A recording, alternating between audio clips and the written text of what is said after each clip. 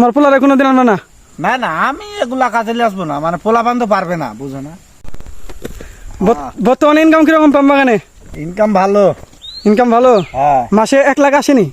এখন 1 লাখ আসবে, ফলের সিজন তো 1 লাখের উপরে চলে যাবে। তো পাম বাগানে ইনকাম ভালো, ঠিক আছে, তোমার ভবিষ্যতে কি আত্মীয় স্বজন নিয়ত আছে নাকি?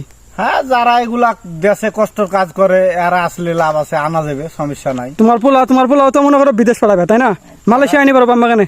পাম বাগানে হইলে বাচ্চা পোলাপান তো এগুলা এদের মন মানে এগুলা কাজে বসবে না, এরা পারবে না এগুলা আসলে কাজ। পাম বাগানে কাজটা কাদের জন্য আর কি বেটার হবো? যারা যারা দেশে পরিশ্রমের কাজ করছে না তাদের জন্য ভালো, সবাই যারা পরিশ্রম করছে তারাই পারবে এই কাজ। তোমার পোলারে কোনোদিন আনবে না? না না, আমি এগুলা কাজে নিয়ে আসবো না, মানে পোলাপান তো পারবে না, বুঝো না। বর্তমানে কি কাজ করতে? ফল কাটা কাজ, তাই না? ফল কাটা কাজ তো অনেক কষ্ট, সকাল থেকে সন্ধ্যা পর্যন্ত বর্তমানে কাজ করা লাগে, তাই না?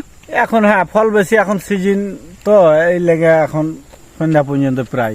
শরীরের অবস্থা দিয়ে একবারে শেষ, তাই না? হ্যাঁ, সারা রাত দিন পরিশ্রম। ময়লা কয় ঘন্টা ডিউটি করলে আজকে?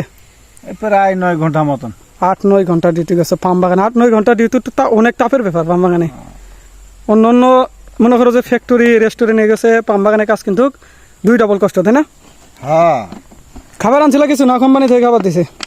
না, খাবার কোম্পানি দিছে, সাথে পানি আনছে, তাই না? পানি